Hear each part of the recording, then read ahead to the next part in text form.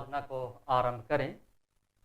प्रभु यीशु ख्रीस्त ने कहा, यदि तुम सारे जगत को प्राप्त कर लो और अपने प्राण को खो दो तो मनुष्य को क्या लाभ। सर्वशक्तिमान परमेश्वर पिता, पुत्र और पवित्र आत्मा के नाम से आमीन। आमीन। जीवित और सामर्थ्य परमेश्वर पिता, धन्यवाद देते हैं आपकी सुरक्षा के लिए, आपकी अगुवाई के लिए, और आपने अपनी महिमा के लिए हम प्रत्येक को तैयार किया है। धन्यवाद देते हैं परमेश्वर पिता। इस आराधना में हम प्रत्येक के साथ अपनी अगुवाई तो आप दें, ताकि हम आपकी पवित्र आत्मा में परिपूर्ण होकर के हर एक आपकी महिमा सच्चे हृदय से कर सकें और शुद्धता के साथ आपकी पवित्र आशीष में सहभागी हो सकें। हमारे प्रभु यीशु ख्रीस्त के नाम से आमीन। आइए आराधना के क्रम में हम पहला गीत गाएंगे। गीत नंबर 10, हिम नंबर 10।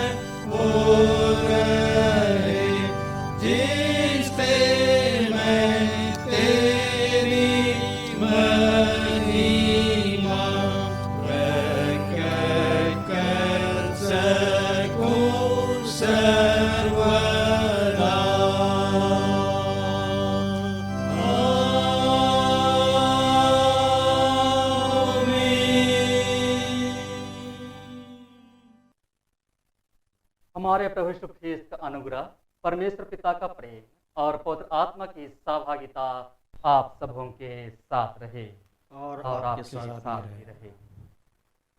हम सुत्ता की प्रार्थना एक साथ कहें।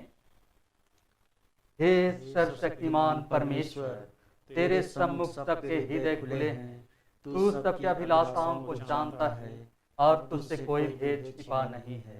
अपने पवित्र आत्मा की प्रेरणा से हमारे हृदय के विचारों को शुद्ध कर, ताकि हम तुझसे पूर्ण रूप से प्रेम करें और योग्य रीति से तेरे पवित्र नाम की स्तुति करें, हमारे प्रभु यीशु मसीह के द्वारा। आमीन।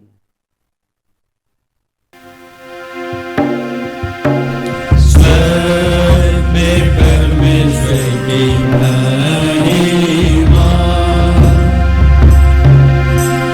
और पृथ्वी पर उसके लोगों को शांति। हे प्रभु परमेश्वर स्वर्गीय राजा, सर्वशक्तिमान पिता परमेश्वर, हम तेरी आराधना करते, तुझको धन्यवाद देते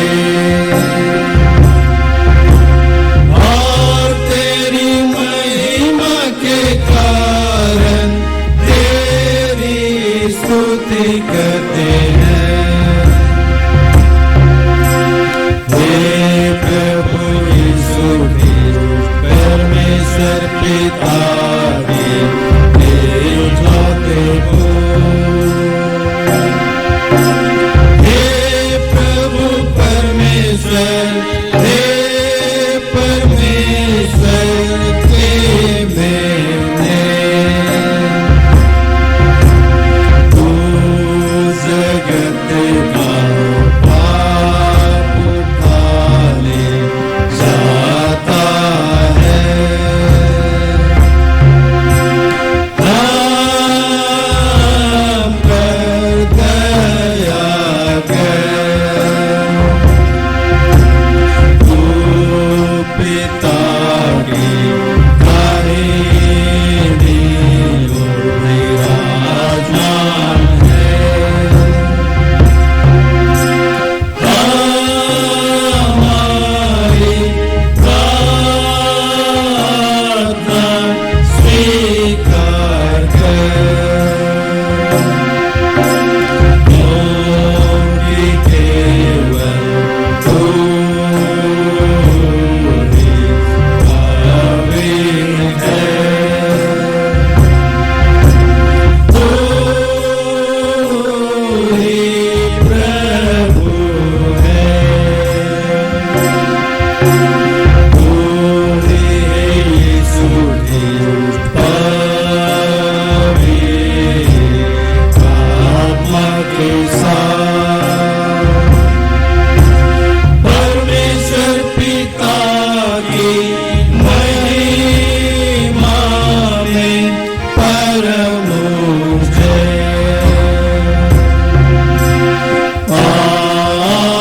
आमीन, आमीन, आमीन।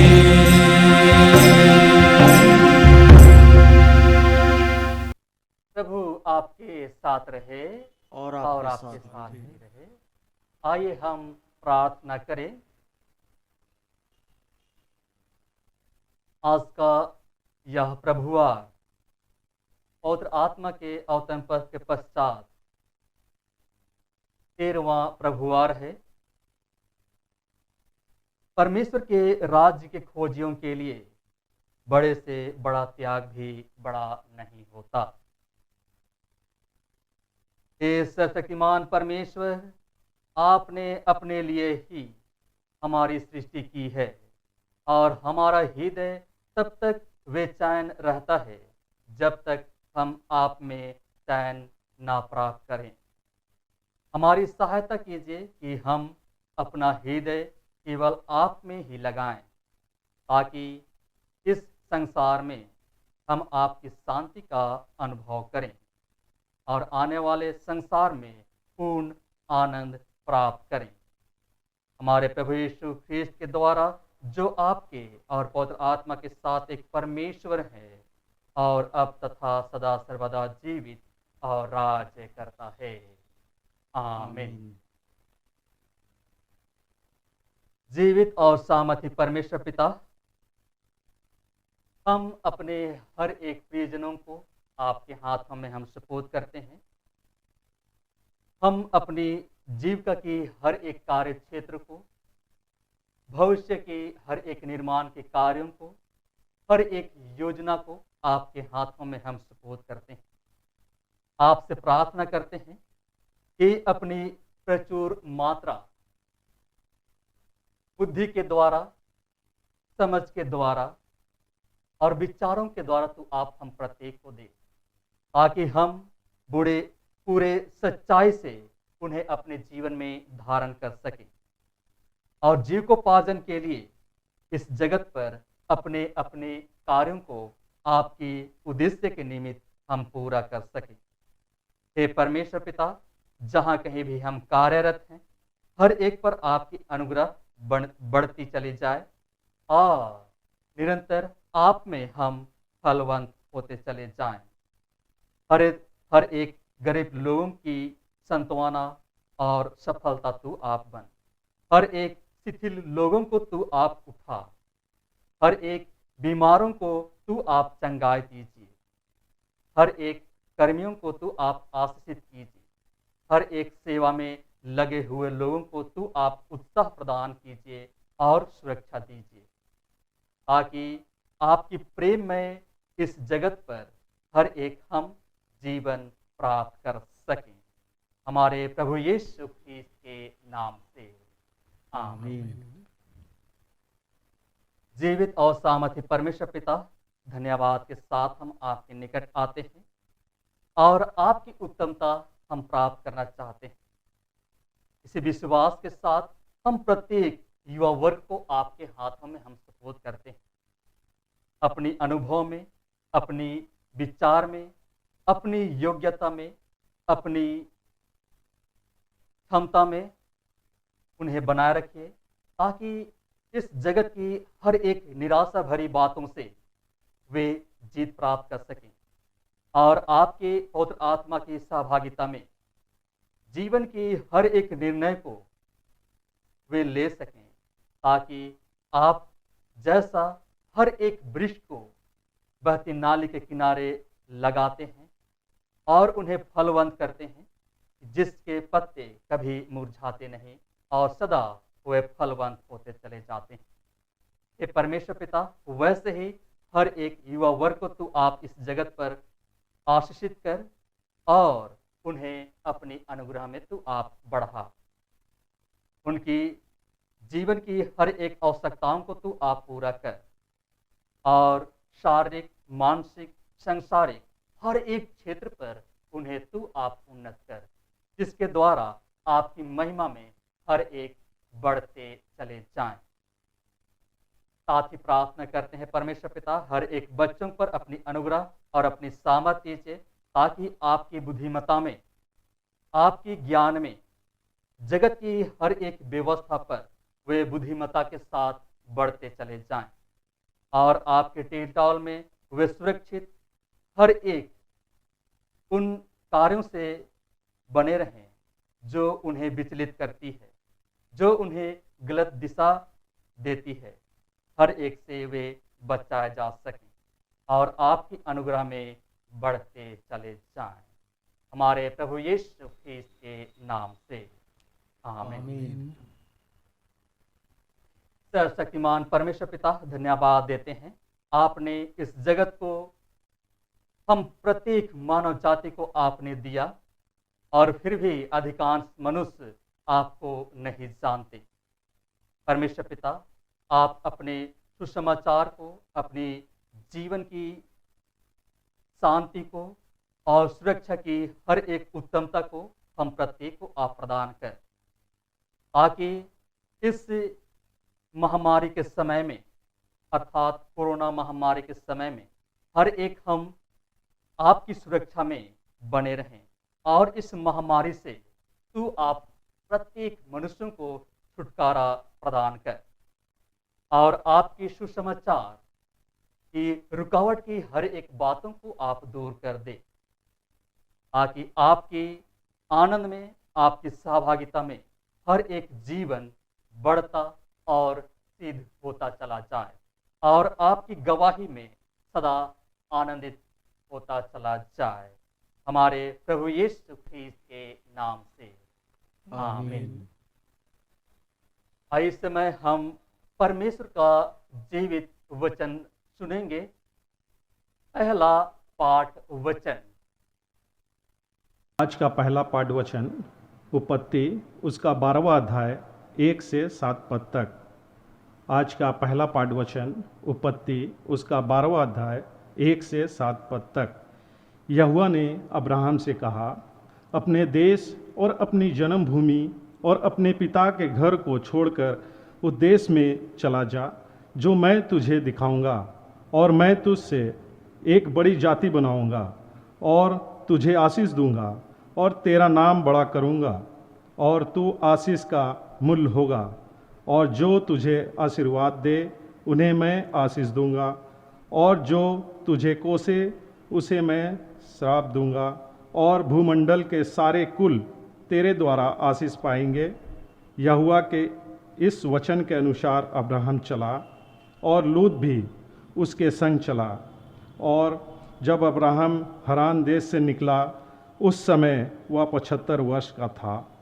जो अब्राहम अपनी पत्नी सारे और अपने भतीजे लूत को और जो धन उन्होंने इकट्ठा किया था और जो प्राणी उन्होंने हरान से प्राप्त किए थे, सब को लेकर कनान देश में जाने को चला। और वे कनान देश से आ भी गए। उस देश के बीच से जाते हुए अब्राहम शकेम में, जहाँ मोरे का बाज वृक्ष है, पहुँचा। उस समय उस देश में कनानी लोग रहते थे। तब यहोवा ने अब्राहम को दर्शन देकर कहा, यह देश मैं तेरे वंश को दूंगा। और उसने वहाँ यहोवा के लिए, जिसने उसे दर्शन दिया था, एक वेदी बनाई। आज का पहला पाठ वचन यहीं समाप्त होता है। यह परमेश्वर का वचन है। परमेश्वर का धन्यवाद हो। हम लोग इस समय भजन संहिता के लिए खड़े हो जाएंगे। हम लोग भजन संहिता के लिए खड़े हो जाएं। भजन संहिता 119 और उसके 65 पद से 68 पद और 71 और 72 पद, जिसे हम प्रतिवाद करते हुए पढ़ेंगे। भजन संहिता 119, 65 से 68 और 71 और 72। हे यहोवा, तूने अपने वचन के अनुसार अपने दास के संग भलाई की है। मुझे भली विवेक, शक्ति और ज्ञान दे, क्योंकि मैंने तेरी आज्ञाओं का विश्वास किया है। उससे पहले कि मैं दुखित हुआ, मैं भटकता था, परंतु अब मैं तेरे वचन को मानता हूँ। तू भला है और भला करता भी है, मुझे अपनी विधियाँ सिखा। मुझे जो दुख हुआ वह मेरे लिए भला ही हुआ है, जिससे मैं तेरी विधियों को सीख सकूं। तेरी दी हुई व्यवस्था मेरे लिए हजारों रुपयों और मुहरों से भी उत्तम है। पिता की, पुत्र की और पवित्र आत्मा की महिमा हो, जैसे आदि में थे और अब है और सदा वरन जुग होते रहेगी। आमीन।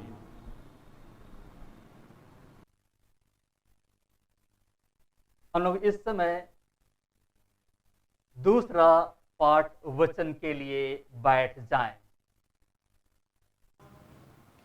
आज के लिए ठहराया गया दूसरा पाठ वचन है फिलिपियों के नाम पौलुस प्रेरित की पत्री, उसका 3 अध्याय, उसका 4 से 11 पद तक। फिलिपियों 3 अध्याय, उसका 4 से 11। पर मैं तो शरीर पर भरोसा रख सकता हूँ। यदि किसी और को शरीर पर भरोसा रखने का विचार हो तो मैं उससे भी बढ़कर रख सकता हूँ। 8वें दिन मेरा खतना हुआ। इज़राइल के वंश और बिन्यामीन के गोत्र का हूँ। इब्रानियों का इब्रानी हूँ। व्यवस्था के विषय में यदि कहो तो फरीसी हूँ। उत्साह के विषय में यदि कहो तो कलीसिया का सताने वाला हूँ।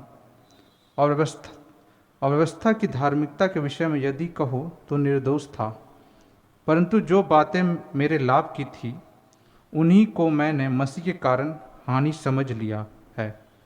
वरन मैं अपने प्रभु मसीह यीशु की पहचान की उत्तमता के कारण सब बातों को हानि समझता हूँ, जिसके कारण मैंने सब वस्तुओं की हानि उठाई और उन्हें कूड़ा समझता हूँ, जिससे मैं मसीह को प्राप्त करूँ और उसमें पाया जाऊँ, ना कि अपनी उस धार्मिकता के साथ जो व्यवस्था से है, वरन उस धार्मिकता के साथ जो मसीह पर विश्वास करने के कारण है और परमेश्वर की ओर से विश्वास करने पर मिलती है।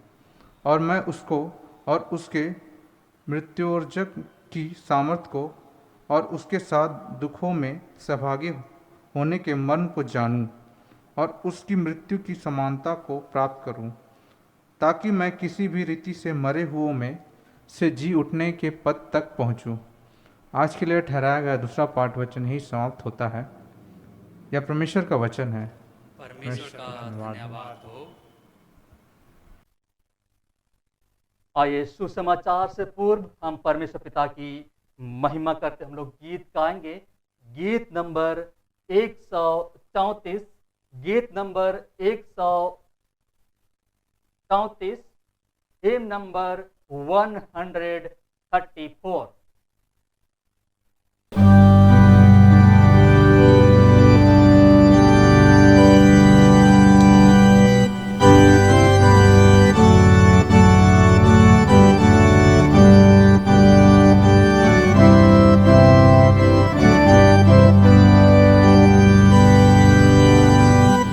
प्रभु तेरा हूँ, तेरे वचन से तेरा प्रेम पहचानता हूँ। मेरी लालसा है कि विश्वास से मैं जाके तेरे पास रहूं।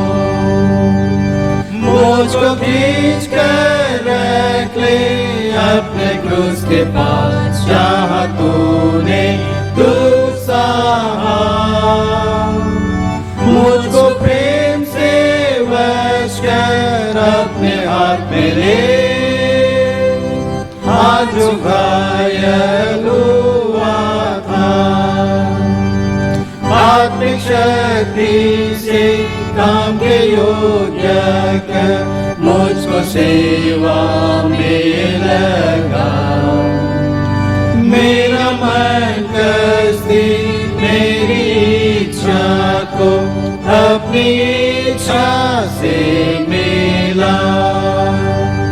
मुझको खींच कर रख ले अपने क्रूस के पास, जहाँ तूने दुख सहा। मुझको प्रेम से वश कर अपने हाथ में ले, आज घायल हुआ था। अपनी प्रार्थना में जैसे मित्र से वैसे तुझसे बात करूं।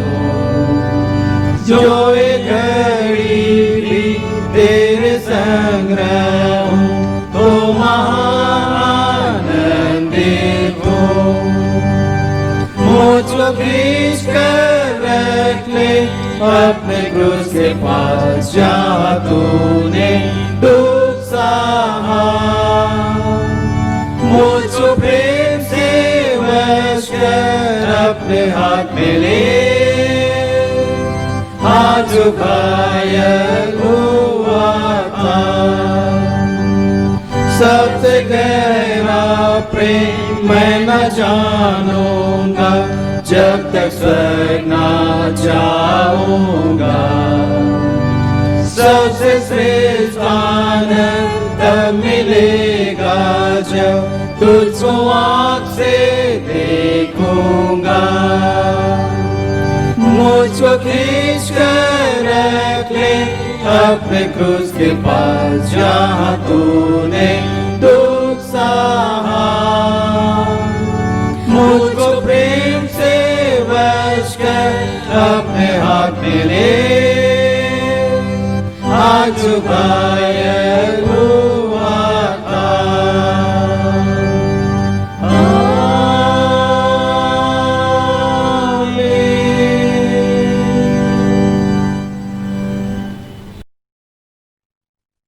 पवित्र मत्ती रचित सुसमाचार और उसके 13वें अध्याय में लिखा है और उसके 44वें पद से सुसमाचार आरंभ होती है।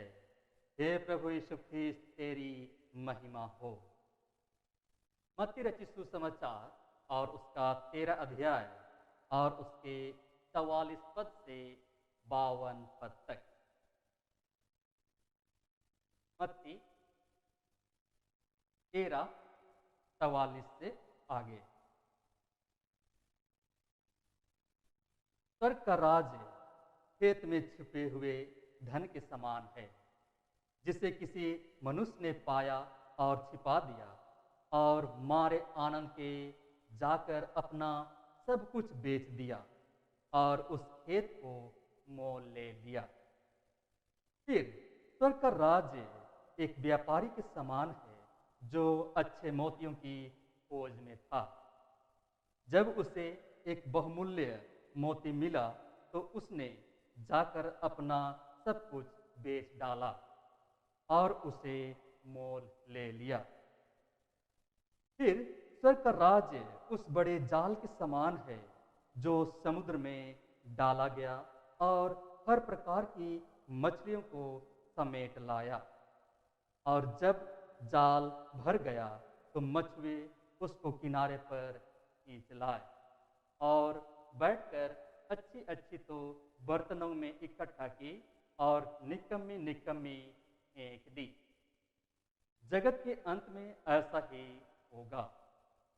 स्वर्गदूत आकर दुष्टों को धर्मियों से अलग करेंगे और उन्हें आग के कुंड में डालेंगे, जहां रोना और दांत पीसना होगा। क्या तुमने ये सब बातें समझी? उन्होंने उससे कहा, हाँ। उसने उनसे कहा, इसलिए हर एक शास्त्री जो स्वर्ग के राज्य का केला बना है उस गृहस्थ के समान है जो अपने भंडार से नई और पुरानी वस्तुएं निकालता है। यह प्रभु यीशु ख्रीस्त का सुसमाचार है। हे प्रभु यीशु ख्रीस्त, तेरी स्तुति हो। आइए हम प्रार्थना करें। सर्वशक्तिमान परमेश्वर पिता, धन्यवाद देते हैं, आपने अपने जीवित वचन को हमें दिया ताकि आपकी उपस्थिति का अनुभव हम कर सकें और निरंतर उस पर चलने वाले हो सकें, ताकि हमारा जीवन इस जगत में आपकी उद्देश्य को, आपकी महिमा को प्रकट करता चला जाए और सदा हम आपकी आशीष में फलवंत होते चले जाएं। हमारे प्रभु यीशु ख्रीस्त के नाम से आमीन। मसीह मेरे प्रियो, आज परमेश्वर अपने जीवित सामर्थ के द्वारा, जीवित वचनों के द्वारा अपनी उपस्थिति हम प्रत्येक को वह दे रहा है और इस जगत पर अपने राज्य को, अपनी व्यवस्था को वचनों के द्वारा हम प्रत्येक को वह बहुत आयत से दे रहा है। पिछले सप्ताह हमने परमेश्वर की उस सामर्थ को बहुत ही आनंद के साथ और बहुत ही सफलता के साथ उसे ग्रहण किया और हम बीज बोने वाले के दृष्टांत को हमने सुना, जहां परमेश्वर इस जगत पर अपनी समानता में हर एक मनुष्य को उन्होंने ठहराया और इस जगत पर 100% पृथ्वी के हर एक वस्तु पर राज करने का अधिकार उन्होंने दिया। और हम मनुष्य हैं कि उस प्रतिशत को अपनी कार्यों के द्वारा कम करते हुए हम जा रहे हैं और इस तरह से वह स्थिरता, वह सिद्धता हम मनुष्यों में दिखाई नहीं दे रही है। और इस तरह से परमेश्वर आज भी अपनी उस वाचा को हमारे साथ बनाए रखा है कि मैं तुझे कभी भी नहीं छोड़ूंगा और ना कभी तुझे त्यागूंगा, और तुम्हें इस जगत पर उन्नत करूंगा, फलवंत करूंगा, सिद्ध करूंगा। इसी विश्वास के साथ परमेश्वर आज उस 100% को पुनः हमें समझाना चाहता है कि यह जो जगत है जिसे उसने हमें अपने संतान के रूप में दिया है, उसे हम भरपूरी के साथ अपने जीवन के साथ, अपने लोगों के साथ, अर्थात इस जगत के हर एक मनुष्य के साथ हम बनाए रखें। और इसलिए उस 100% की सामर्थ को वह अपने उद्धार के रूप में, जीवन के रूप में हम प्रत्येक को दे रहा है। और इसलिए परमेश्वर निरंतर हम प्रत्येक को वह आनंद के साथ वह आह्वान करता है। परमेश्वर निरंतर हम प्रत्येक को वह प्रेम के साथ, सामर्थ के साथ आह्वान करता है कि अगर यदि हम उसके पीछे चलने वाले बनना चाहते हैं तो अवश्य प्रतिदिन की क्रूस उठाकर उसके पीछे चलने वाले हो सके। लूका 9 अध्याय और उसका 23 पद। इसलिए आज का जो विषय हमारे लिए ठहराया गया है वह इस तरह से है, परमेश्वर के राज्य के खोजियों के लिए कोई भी त्याग बड़ा नहीं है। परमेश्वर के राज्य के खोजियों के लिए कोई भी त्याग बड़ा नहीं है। अर्थात आज इस जगत में हम प्रत्येक मनुष्यों को उन्होंने योग्यता, क्षमता और सब कुछ दिया है, और उनको त्याग करके क्या हम परमेश्वर की सामर्थ को हम प्राप्त कर सकते हैं? उनको बेच करके क्या हम परमेश्वर की सामर्थ को प्राप्त कर सकते हैं?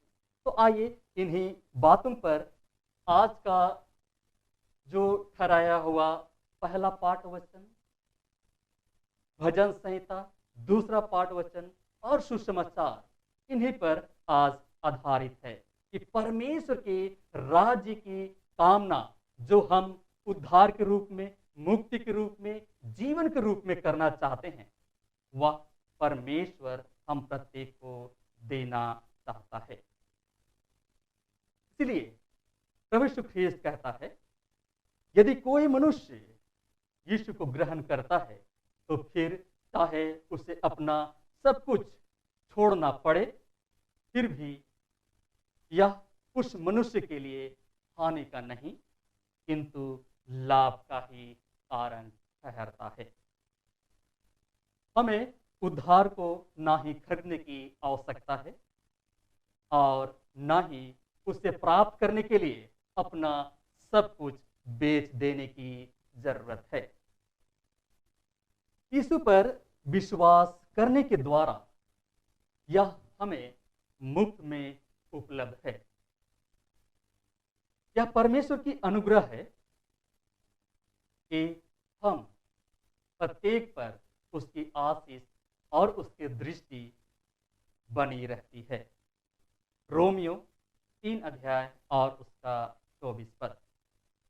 अब हमारी आवश्यकता है कि हम इस उद्धार को प्राप्त करने के लिए परमेश्वर और हमारे बीच में आने वाली सभी रुकावटों को हम दूर करने के लिए अपने आप को तैयार करें। जब मनुष्य को अपनी आत्मा की कीमत का अंदाजा हो जाता है तो बाकी संसारिक वस्तुएं उसे स्पष्ट से सस्ती और उथली दृष्टिगोचर होती है। फिलिपियो 3 अध्याय और उसका 7 से 9 पद। और इस बदलते मूल्यों की अंधी दौड़ में शामिल होकर के विचलित होने से हर एक मनुष्य बच जाते हैं। आज इतिहास गवाह है इस बात का कि ना जाने कितनों ने पैसों से सच्ची खुशी, शांति, सुरक्षा और संतुष्टि अर्जित करना चाहा, परंतु सभी असफल रहे, क्योंकि ये सब बातें केवल यीशु मसीह में ही संभव है। और ये आत्मिक बातें संसार के किसी भी खजाने और बहुमूल्य रत्नों से भी बढ़कर हैं। तो मसीह मेरे प्रियो, आज जिस राज्य की हम कामना करते हैं, जिस कार्यों पर हम भरोसा रखते हैं, जिस बुद्धि पर हम भरोसा रखते हैं, जिस धन दौलत पर हम भरोसा रखते हैं, परमेश्वर आज उनको और आशीषित करना चाहता है। परमेश्वर उनको और भी आशीषित करना चाहता है, ताकि वह हमारे लिए त्याग का कारण न बने, वरन वह हमारे लिए आशीष का कारण बन सके। तो आइए आज हम कुछ व्यवहारिक बातों को और कुछ शिक्षा की बातों को हम जानने का प्रयास करेंगे इन वचनों के द्वारा जो आज हमने सुना और पढ़ा। तो पहला बात हम लोग सुनते हैं। पहले शिक्षा और व्यवहारिक बात यह है कि स्वर्ग राज्य की नागरिकता पैतृक संपत्ति के रूप में विरासत में हमें नहीं मिलती है, ना ही इसे अपनी योग्यता, धार्मिकता, सामाजिक, आर्थिक या राजनैतिक शक्ति के आधार पर हम प्राप्त कर सकते हैं। यीशु मसीह को जब हम व्यक्तिगत उद्धारकर्ता अगर यदि हम स्वीकार कर लेते हैं, तो वह सारा कुछ हम प्रत्येक को वह प्रदान करता है। या मैं नहीं, परमेश्वर का जीवित सामर्थ हम प्रत्येक को आनंद के साथ अपनी सहभागिता के साथ वह दे रहा है। यूहन्ना रचित सुसमाचार और उसका 3 अध्याय और उसका 16 और 18 पद। इस तरह से हम देखते हैं कि बपतिस्मा के द्वारा हम कलीसिया के सदस्यता को प्राप्त करते हैं, पर स्वर्ग राज्य की नागरिकता के लिए परमेश्वर को सर्वोच्च स्थान हमें देना चाहिए और साथ ही अपने आप को समर्पित करने की आवश्यकता है।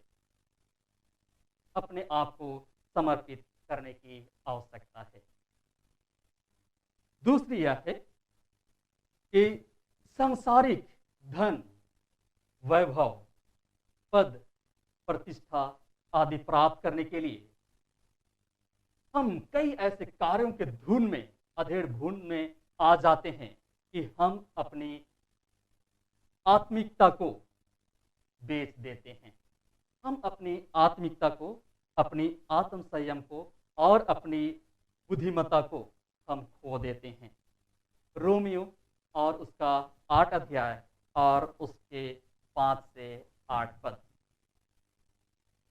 इस तरह से उद्धार और अनंत जीवन की निश्चितता को प्राप्त करने का आनंद वे लोग ही प्राप्त कर सकते हैं जिनका वास्तव में मसीह में नया जन्म होता है। पहला पत्रस और उसका पहला अध्याय और उसका 4 पद। तीसरा, उधार की कोई कीमत हमें धन के रूप में चुकाना नहीं पड़ता है, परंतु दूसरी ओर इसमें अपना सब कुछ समर्पित करना पड़ता है। प्रभु यीशु ख्रीस्त ने कहा, जो मुझसे अधिक अपने माता पिता बेटे बेटी से प्रेम करता है वह मेरे योग्य नहीं। मत्ती 10 और उसका 37 पद से 39 पद। उसने यह भी कहा है, जो कोई मेरे पीछे चलना या आना चाहे तो अपने आप का इनकार करे और अपना क्रूस उठाकर मेरे पीछे हो ले। मत्ती 16 और उसका 24 पद।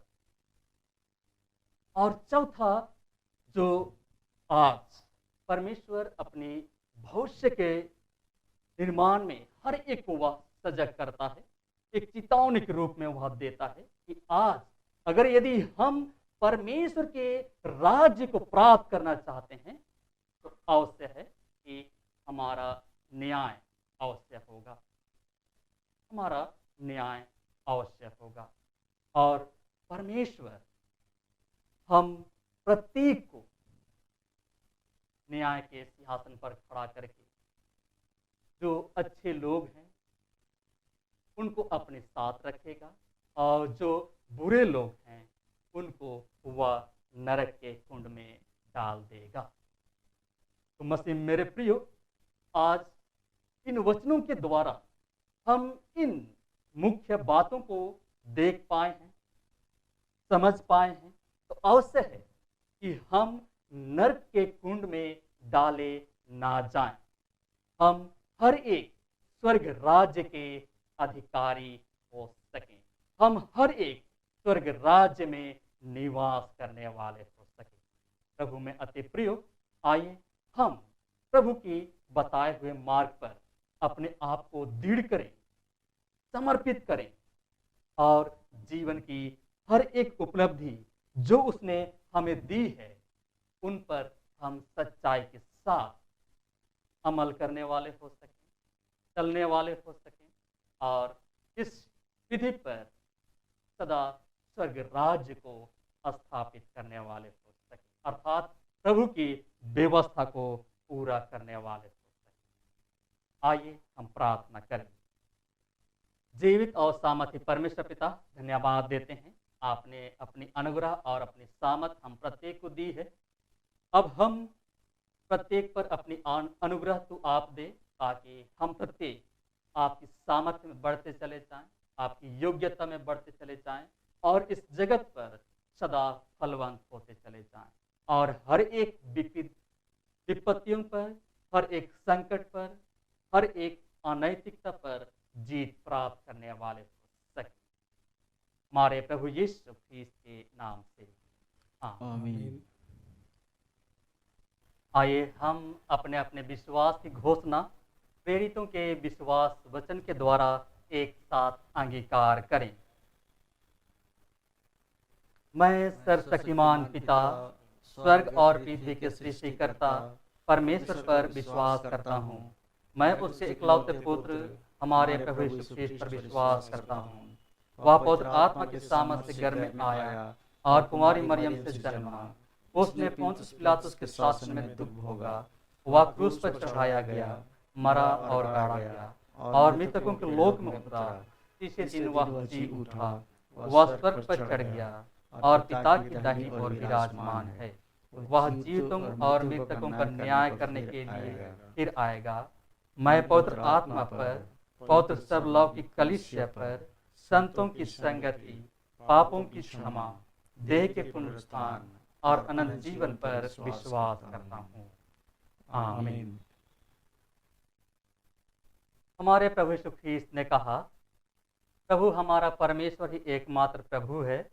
तू प्रभु अपने परमेश्वर को अपने संपूर्ण मन, संपूर्ण प्राण, संपूर्ण बुद्धि और संपूर्ण शक्ति से प्रेम कर। यह पहली आज्ञा है। दूसरी यह है, अपने पड़ोसी को अपने समान प्रेम कर। इनसे बड़ी और कोई आज्ञा नहीं। परमेश्वर ने संसार से ऐसा प्रेम रखा कि उसने अपना एकलौता पुत्र यीशु ख्रीस्त दे दिया कि वह हमें पापों से बचाए, स्वर्ग में हमारे लिए निवेदन करता हो और हमें शाश्वत जीवन पहुंचाए। इसलिए हम पश्चाताप और विश्वास के साथ अपने पापों का अंगीकार करें हम परमेश्वर की कृपा से उसकी आज्ञाओं का पालन करने का और सब लोगों के साथ मेल मिलाप और प्रेम से रहने का दृढ़ संकल्प करें। आप स्वीकार की प्रार्थना हम एक साथ कहें। हे सर्वशक्तिमान परमेश्वर, हमारे स्वर्गीय पिता, हमने मन, वचन और कर्म से तेरे विरुद्ध और एक दूसरे के विरुद्ध पाप किया है। हमने अपनी अज्ञानता और दुर्बलता के कारण और जानबूझकर भी बुराई की है और भलाई करने में असफल रहे हैं। इन सब पापों के लिए हम सचमुच खेदित हैं और अंतःकरण से पश्चाताप करते हैं। तेरे पुत्र यीशु ख्रीस्त ने हमारे लिए अपने प्राण दिए, उसी कारण हमने जो पाप किए उनको क्षमा कर और यह वर दे कि भविष्य में हम नया जीवन पाकर सदा तेरी सेवा करें, ताकि तेरे पवित्र नाम की महिमा हो। आमीन। शक्तिमान परमेश्वर उन सबको क्षमा करता जो अपने साथियों को क्षमा करते और सच्चा पश्चाताप करते हैं। वह आप पर दया करे और आपके सारे पापों को क्षमा करे, उनसे आपको छुटकारा दे, सब भले कामों में आपको स्थिर और सबल करे और शाश्वत जीवन में बनाए रखे। आमीन। परमेश्वर का धन्यवाद हो। आइए हम इस समय परमेश्वर पिता की महिमा करें और उसकी महिमा करते हम लोग गीत गाएंगे। गीत नंबर 125, हिम नंबर 125, और इसी गीत के क्रम में हम अपने आप को और अपने भेंटों को परमेश्वर पिता को अर्पित करेंगे।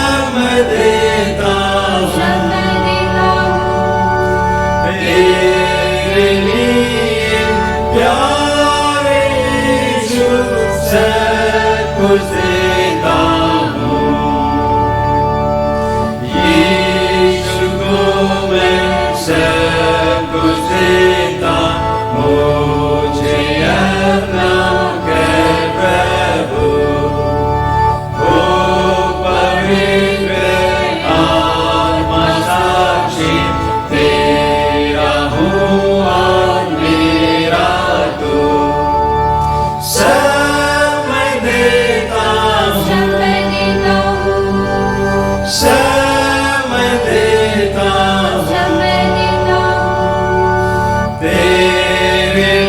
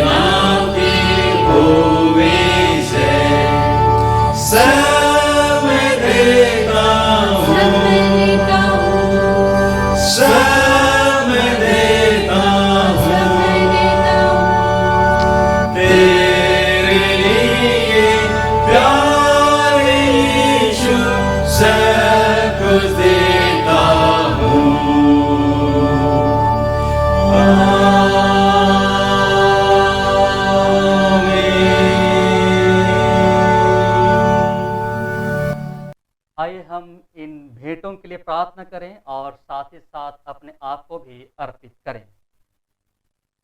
सर्वशक्तिमान जीवित परमेश्वर पिता, धन्यवाद देते हैं, आपने अपनी समानता में हमें रचा और इस जगत पर हर एक को अपनी योग्यता और अपनी क्षमता में आपने आशीषित किया है। अपनी बुद्धिमत्ता और अपनी उत्तमता, अपनी श्रेष्ठता हर एक उपलब्धियों के द्वारा आपने दी है। परमेश्वर पिता, उन्हीं में से हम भेंट के स्वरूप आपको अर्पित करते हैं, उसे ग्रहण कर और हमें भी स्वीकार कर, ताकि हर एक हम आपकी उद्देश्य को पूरा कर सकें और इस जगत पर हमें अपनी आशीष से परिपूर्ण कर, ताकि हमें किसी भले और उत्तम वस्तुओं की घटी ना होने पाए। हमारे प्रभु यीशु ख्रीस्त के नाम से आमीन। हे प्रभु हम पर दया कर, हे ख्रीस्त हम पर दया कर, हे प्रभु हम पर दया कर। हे हमारे पिता, तू जो स्वर्ग में है, तेरा नाम पवित्र माना जाए, तेरा राज्य आए, तेरी इच्छा जैसे स्वर्ग में पूर्ण होती है वैसे पृथ्वी पर भी हो। हमारे दिन भर की रोटी आज हमें दे, हमारे अपराधों को क्षमा कर जैसे हमने अपने अपराधियों को क्षमा किया है। हमें परीक्षा में ना डाल, परंतु बुराई से बचा, क्योंकि राज्य, पराक्रम और महिमा अब और सर्वदा तेरी ही है। आमीन। परमेश्वर की शांति जो सारे समझ से परे है, परमेश्वर और उसके पुत्र हमारे प्रभु यीशु ख्रीस्त के ज्ञान और प्रेम में हमारे हृदय और विचारों को सुरक्षित रखे। अब सर्वशक्तिमान परमेश्वर पिता,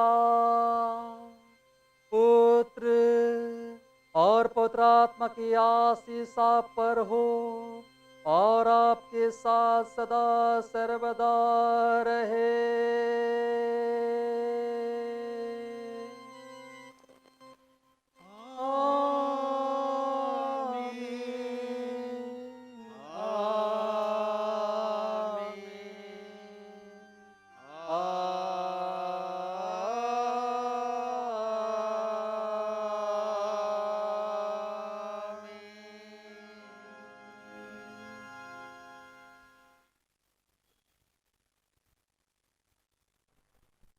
आइए हम इस समय परमेश्वर पिता की महिमा करते हम लोग अंत में गीत गाएंगे।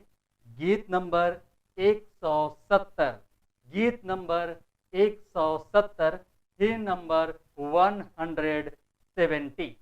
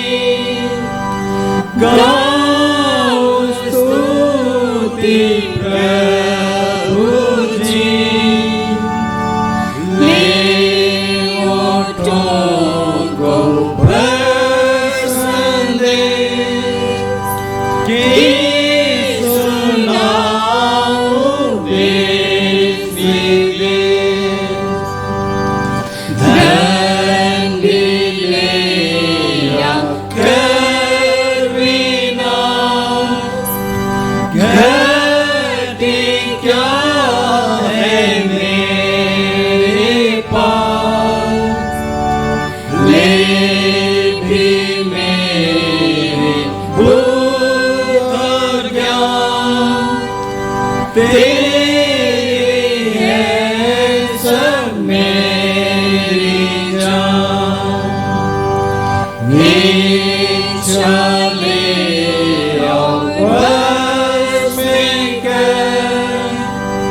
तेरी होगी जीवन भर, मन भी लेवा तेरा हो, राज उसमें सदा लो। मेरे सारे हृदय से प्रेम मेरे प्रभु ने मुझे ले, मैं रहूंगा तेरा सदा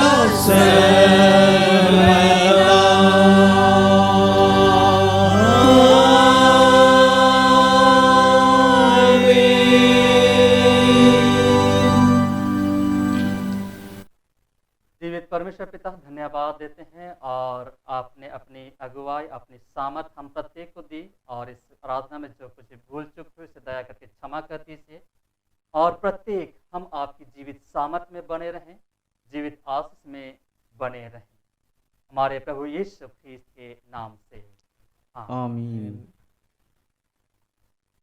प्रभु में अति प्रिय, हम हर एक आप सबों को धन्यवाद देते हैं कि आप सभी ने परमेश्वर की जीवित सामत के द्वारा अपनी सहभागिता हम प्रत्येक के साथ प्रदान की, और इस ऑनलाइन आराधना में हमारे साथ सहभागी हो पाए हैं। हर एक बातों के लिए हम परमेश्वर पिता को धन्यवाद देते हैं, और आने वाले जीवन के लिए, भविष्य के लिए, योजना के लिए जैसा हम कामना करते हैं, हर एक बातों पर परमेश्वर की आशीष, परमेश्वर की अनुग्रह और परमेश्वर की हस्तक्षेप हम प्रत्येक के साथ सदा सर्वदा बनी रहे। सबों को यीशु सहाय।